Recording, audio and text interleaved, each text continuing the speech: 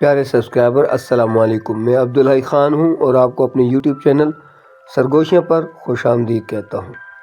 आज की जो गज़ल आपके साथ शेयर करूँगा ये लिखी है जान निसार अख्तर साहब ने।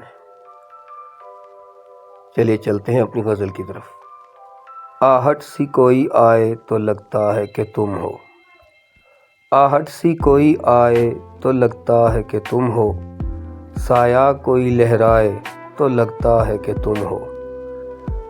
जब शाख कोई हाथ लगाते ही चमन में शर्माए लचक जाए तो लगता है कि तुम हो।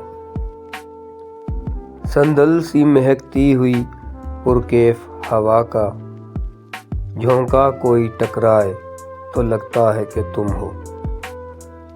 ओढ़े हुए तारों की चमकती हुई चादर नदी कोई बल खाए तो लगता है कि तुम हो। जब रात गए कोई किरण मेरे बराबर चुपचाप से सो जाए तो लगता है कि तुम हो। ये थी आज की गज़ल।